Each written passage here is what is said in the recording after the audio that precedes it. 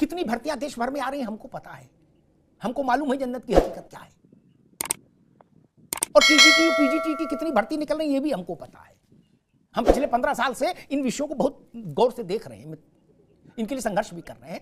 बहुत सारी सरकारें हमसे इस बात को लेकर खपा रही, बहुत सारे मुख्यमंत्रियों ने कहा कि आप बखेड़ा खड़ा करा देते हो, लेकिन मेरी भी मजबूर हूं, क्या करूं। मेरे पास अब ये लोग आते तो मैं इनकी आंख आंसू नहीं देख सकता।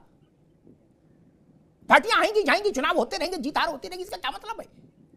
हमारे घर के बच्चे होते तो हम इतने कूल रहते नहीं ना। हमारा बेटा इसमें धरने में शामिल होता या उधर मुकेश की जगह बैठा होता तब।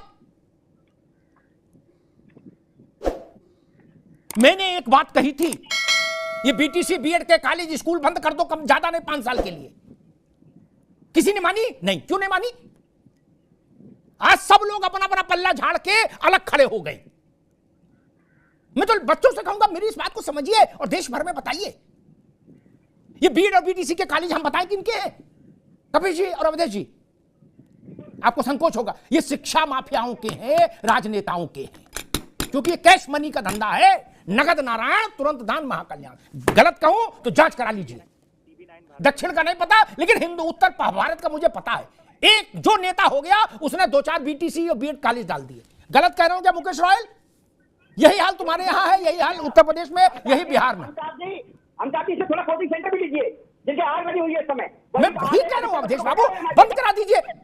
एक मिनट रुकिए, अवधेश एक मिनट रुकिए। जिस स्टेशन में प्रैक्टिकल उदाहरण देता हूं उससे असहमति किसी की नहीं होनी चाहिए।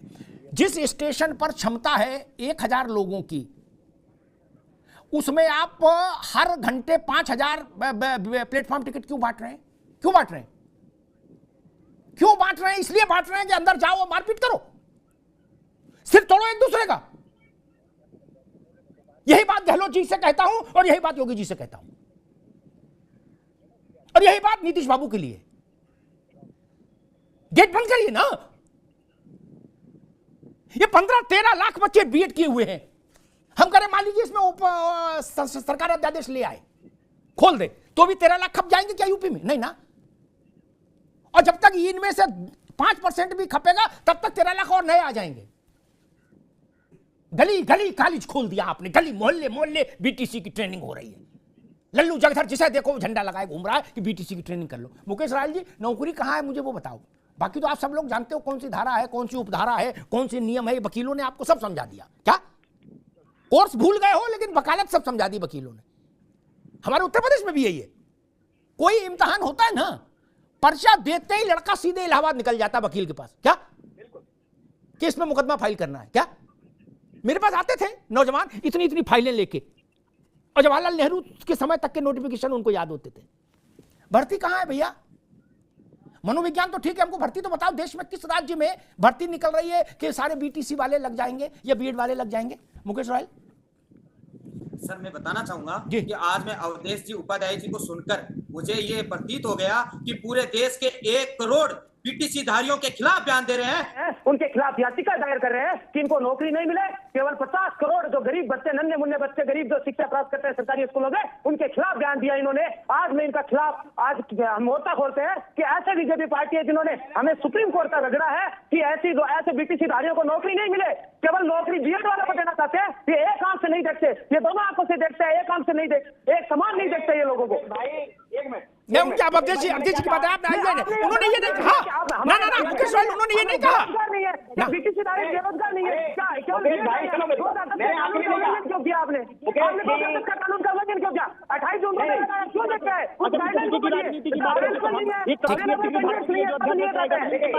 अभी आप अवधेश जी का क्लैरिफिकेशन, अवधेश जी का क्लैरिफिकेशन जी। अमिताभ जी पहले तो समझाइए, मैंने इनके लिए नहीं कहा। मैंने कहा जितना बीटीसी वाले हमारे लिए महत्वपूर्ण है उतना ही बीएड वाले भी महत्वपूर्ण है। दोनों ही एक घर के बच्चे हैं, किसी के साथ अनहित नहीं होना चाहिए, दोनों के साथ हित होना चाहिए। मुकेश जी गलत राह पे जा रहे हैं। आपकी पार्टी ने बोया है 28 जून। अरे भैया, आपकी पार्टी ने बोया है। अच्छा सुनो, मुकेश जी जवाब दीजिए। मुकेश जी एक बात करिए, एक बात बताइए मुकेश जी, एक बात सुनिए मेरी। 2018 को जब नोटिफिकेशन आ गया, वो फिर जो कांग्रेस सरकार जो राजस्थान ने उसने वो बंद कर दिया, उससे बीएड को अलग कर दिया गया। फिर बीएड के छात्र जो है सुप्रीम कोर्ट गए। अरे भाई इसमें सरकार का क्या रोल है आप मुझे बताइए। सरकार का फैसला जो है सरकार लेके आई थी, सरकार लेके आई थी। अब आज बताइए सुप्रीम कोर्ट वापस रिव्यू पिटीशन के लिए आप क्यों सोच रहे हैं? किस बात की भाई मैं कह रहा हूँ, सुप्रीम कोर्ट ने निर्णय लिया किस बात के लिए? आप सुप्रीम कोर्ट वापिस से हमारे बेरोजगारों के पैसे अरे मुकेश भाई, वापिस से हम भाई सुनो, चक्कर काटे या बच्चों को बढ़ाए? हम कोर्ट में हाँ बिल्कुल सही, बच्चों को बढ़ाए। देखिए अरे मुकेश भाई सुनो, मैंने क्या कहा सुना नहीं आपको? सुप्रीम कोर्ट का आदेश मैंने ये कहा, देरी करे। ठीक, अभी रुक जाइए, अभी दोनों लोग जब से आ गए मुकेश राज, दोनों लोग एक बात में जरा सत्य मारे आपके पास, फिर कपिल जी के पास जाएंगे। एक बात मैं साफ कर दूं, किसी के भी सुप्रीम कोर्ट आने जाने के मौलिक अधिकार पर कोई रोक नहीं लगा सकता, ठीक? ये जान लीजिए हिंदी में। 370 भारत की, ये तो बीटीसी बीएड का झंझट है, 370 भारत की संसद ने खत्म की कपिल जी, उसकी पंचायत सुप्रीम कोर्ट में हो रही कि नहीं हो रही? इसलिए ये नहीं कि ये नाराजगी मत दिखाओ मुकेश राय ला कि सुप्रीम कोर्ट जाने की कौन बात कर रहा है, ना ना, सबको छूट है। आपको मुकदमा लड़ने की छूट है, सत्यम पाठक को क्यों नहीं होगी भैया? क्या? इसलिए ये सब चक्कर मत बोलो, गलतफहमी मत पालो, सबको मुकदमा लड़ने की छूट है। भारत में एक छूट सबको हासिल है, मुकदमा। कपिल जी गलत तो नहीं कहा भाई? पिटीशन और रिव्यू पिटीशन, इस ये खेल की छूट तो सबको है,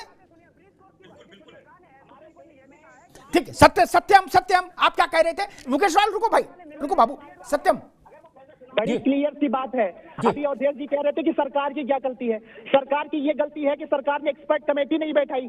सरकार की ये गलती है कि अगर उसने एनसीटी 2018 के अधिनियम में क्लियरली लिख दिया होता कि बीएड वाले प्राथमिक शिक्षक भर्ती के लिए योग्य नहीं है, तो हम लोग बीटीसी का कोर्स कर लेते। अब 5 साल बाद सरकार की गलती की वजह से सुप्रीम कोर्ट में 1 करोड़ बीएड डिग्री धारक हार जाए और उसके बाद ये कहा जाए कि दूसरा कोर्स कर लो, तो बात तो यही होगी ना सर की जाहिर सी बात है कि गलती एनसीटी की है, गलती सरकार की है। तो अगर गलती एनसीटी की है, अगर गलती सरकार की है और हम लोग सीटेट क्वालिफाई करके यूपीटेट क्वालिफाई करके ये दम रखते हैं कि 1 से 5 के 9 निहालों को पढ़ा सकें, तो हमारी सीधी सी मांग है कि सरकार अपनी गलतियों का खामियाजा बीएड डिग्री धारकों को न भुगतने दे और हम सबको प्राथमिक शिक्षक भर्ती में मौका देने के लिए अध्यादेश लाए। मेरे पीछे ये छात्र खड़े हैं नजर, ये 100 किलोमीटर 200 किलोमीटर एसी के कमरों में नहीं है, ये इको गार्डन लखनऊ में है जहां 5 घंटे की यहाँ पर गिरफ्तारी, यहाँ पर 5 बजे के बाद ही उनको छोड़ा जाएगा। ये पीड़ा है। बहुत अच्छे से बात कही गई कि सरकार आपकी बात नहीं सुन रही क्या? अरे बताइए कोई बयान जारी किया हो जिसमें ये कह दिया हो कि अरे भैया बीएड वालों को प्राथमिक शिक्षक भर्ती में शामिल करोगे तो हम विरोध प्रदर्शन न करते। अब आपके पास सत्ता है, आपके पास पावर है, तो हम आपकी पे गुहार लगा सकते हैं।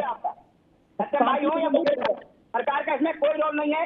माननीय एक मिनट ठीक है, एक मिनट रुकिए, सत्यम रुकिए, मैं एक प्रश्न लेके, एक मिनट अवधेश जी, एक मिनट रुकिए।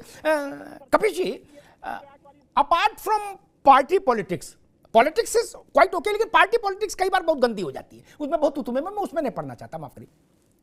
मैंने शिक्षा मित्रों के केस को फॉलो किया from the day one, right from Kalyan Singh ji to Akhilesh Yadav, जब तक उनका समापन नहीं हो गया नौकरी का, ठीक?